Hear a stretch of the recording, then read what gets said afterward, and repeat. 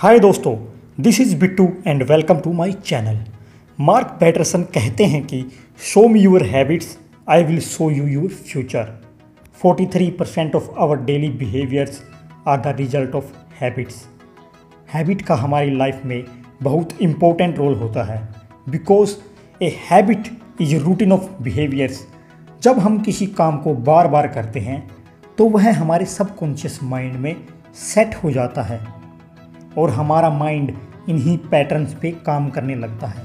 तो दोस्तों, आज मैं आपको बताऊंगा उन 7 हैबिट्स के बारे में जो हमें हमारे अंदर ज़रूर डेवलप करनी चाहिए। ये हैबिट्स मैंने ली हैं book the 7 habits of highly effective people written by Stephen R Covey. Habit number 1, be proactive. 2 classmate होती हैं, वो अपने एग्ज़ाम रिजल्ट देखने स्कूल जाती हैं और उनमें से एक अपने मार्क्स देखकर टीचर्स पे चिल्लाने लग जाती है और टीचर्स को ब्लेम करती है कि उसके मार्क्स जानबूझकर काटे गए हैं। वहीं पर दूसरी लड़की अपने मार्क्स देखकर उनको एक्सेप्ट करती है क्योंकि उसको पता था कि उसने कितनी मेहनत की है और वो बिल्कुल भी रिएक्ट नहीं करती। हम इस स्टोरी को ऑथर के प्रोएक्टिव और रिएक्टिव कंसेप्ट से रिलेट कर सकते हैं। अकॉर्डिंग टू ऑथर, दुनिया में 2 तरह के लोग होते हैं, रिएक्टिव और प्रोएक्टिव। रिएक्टिव लोग बिना मतलब की बातों पर भी रिएक्ट करते हैं, कंप्लेन करते हैं और दूसरों को ब्लेम करते हैं। और वहीं पर प्रोएक्टिव लोग अपने एक्शंस को कंट्रोल करके सोचते हैं कि अब वह क्या कर सकते हैं और कैसे अपनी सिचुएशन को बेटर बना सकते हैं। जैसे सेकंड गर्ल मार्क्स देखकर जान गई थी कि अब उसको और भी ज़्यादा मेहनत की ज़रूरत है, इसलिए always be proactive. Habit number 2, begin with the and in mind. हम सब जानते हैं कि जब हम कोई भी काम शुरू करते हैं तो पहले उसको अपने माइंड में एज्यूम करते हैं। हम सोचते हैं कि उस काम को हम कैसे शुरू करेंगे, कैसे ख़त्म करेंगे और फिर हम आगे बढ़ते हैं। जैसे एक आर्टिस्ट अपनी आर्ट को अपने मन में सोचता है और फिर उसको रियल वर्ल्ड में उतारता है, और ऐसे ही एक इंजीनियर पहले बिल्डिंग का ब्लूप्रिंट तैयार करता है और फिर बिल्डिंग को बनाता है। इसलिए हमें भी कोई काम शुरू करने से पहले उसके एंड के बारे में सोचना चाहिए कि वह हमारे लिए, हमारी फैमिली के लिए अच्छा होगा या बुरा। Now habit number 3, put first things first. हमारे पास दिन भर में करने के लिए बहुत सारे काम होते हैं, लेकिन हमें उन्हीं को पहले करना चाहिए जो हमारे ऑब्जेक्टिव को फुलफिल करने में मदद करते हैं।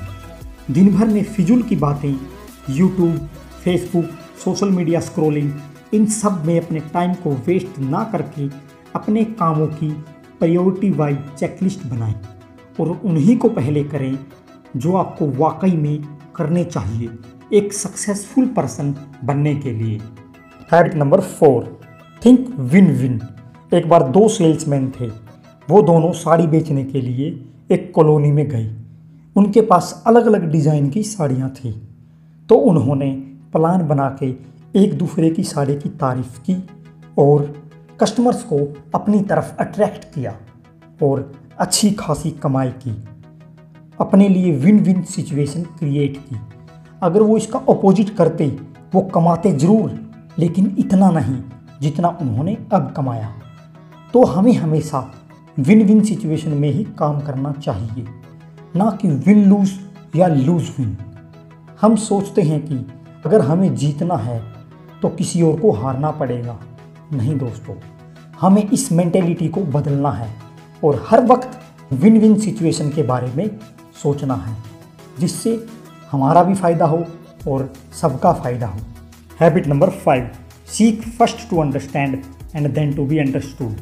अक्सर हम ऐसा सोचते हैं कि मुझे कोई समझता नहीं है, लेकिन कोई हमें समझे उसके लिए हमें दूसरों को समझना पड़ेगा।